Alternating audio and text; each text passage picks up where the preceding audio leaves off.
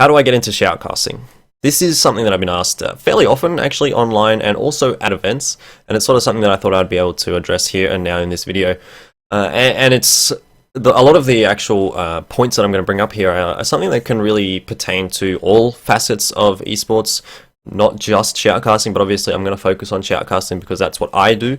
But whether you want to be involved with an org, or if you want to be a photographer, or if you want to be a player, or you want to be on the broadcast team, or whatever it is, the simple answer to the question of how do I get into it is basically you just need to do it, because that's how people will start to recognize you. You get that little bit of experience, and then someone will give you the opportunity to really improve yourself. So at least in casting terms, I would say if you wanted to get into casting, what you need to do is you just need to cast some random matchmaking game, put it up on YouTube, and go from there. Because even if you're casting on your own, even if it's a shitty game, at least then you'll still have some sort of a body of a body of work to show people when you approach them and say, hey, can I cast this, or or would you like me to be a caster for your org, whether it be something like Team Down TV, or if you want to start your own org. Whatever it may be, you'll have this sort of body of work that you can show to people and be like, this is what I can do. So, that's really what you need to do to get started. But I think before you get started, you do need to consider sort of, why am I trying to get involved in this particular esport activity, I guess, is where we're going. In terms of casting, I mean, don't do it because you want to be famous. Don't do it because you want to get money, because let's be honest, in Australia, you're not going to be getting paid a lot, if at all, for casting, and there's a very small chance you're going to be famous. There's only a few people that have been able to do it and actually go international and really make a name for themselves. So, you have to have, a passion for what you're doing, and you need that to be able to drive you forward, because you're not really going to be getting anything else out of it. You need to just love what you're doing. So I guess I can give you an example of how I got into shoutcasting. And that was probably about 3.5 years ago. I was watching a League of Legends stream. I think it was like an ACL qualifier or something like that. And it had actually Menace, who was a League of Legends caster back in the day. He doesn't do casting anymore, but he was quite good at the time. And he was also one of the first people that I sort of watched and was like, oh, I'd like to do this. And he was casting with Papa Smithy, who he's one of those guys that was able to actually make a name for himself and move overseas and, really make a living out of this sort of thing. So he was another person that I sort of look up to, and still look up to, obviously, because, that's kind of the dream that you would sort of achieve if you were a caster. But anyway, Menace and Papa Smithy were casting this League of Legends game, and I was watching it and I was like, oh, this is something that I would really like to do. I think this looks fun and exciting, and, it looks cool.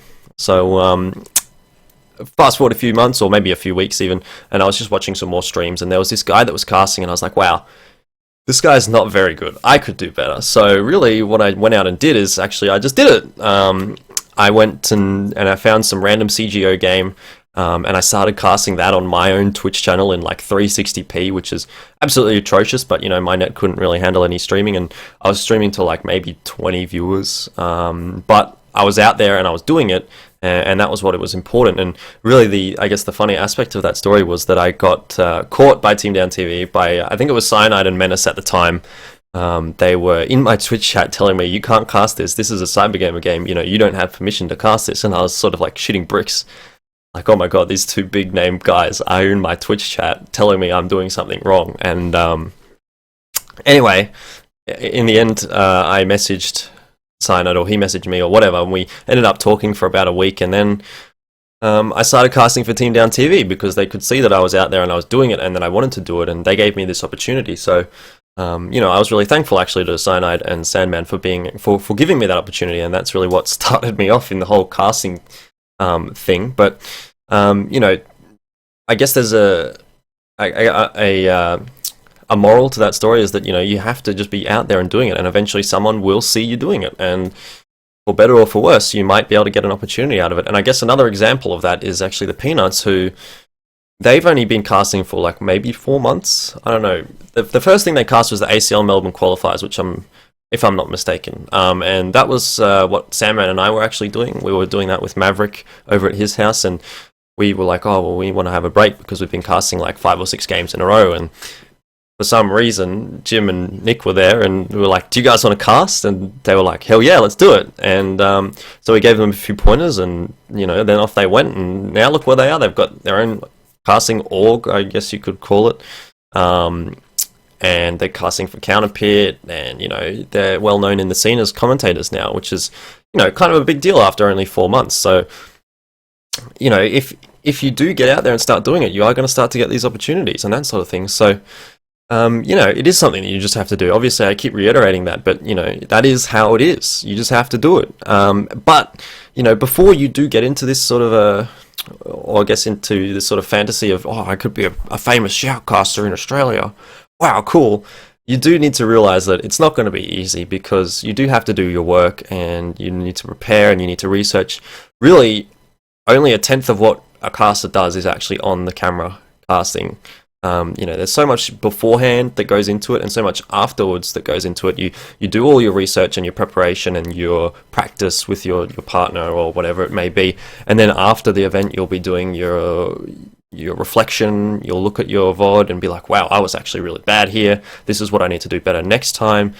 So, you spend a lot more time actually doing things rather than just casting. So don't think that you can just come into it and cast and be fantastic and be the next Anders or Semler or whatever it may be, because that's not how it works. You need to put in the effort first. So another, I guess, example of this was that from the time that I started casting with Team Down TV, it was about 8 or 9 months before I actually did my first event.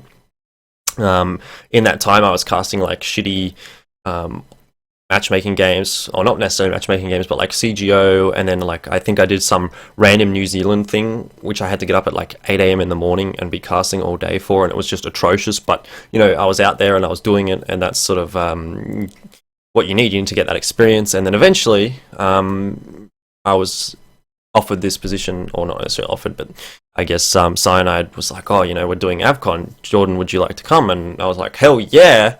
So we went to Adelaide, and that's where it all began.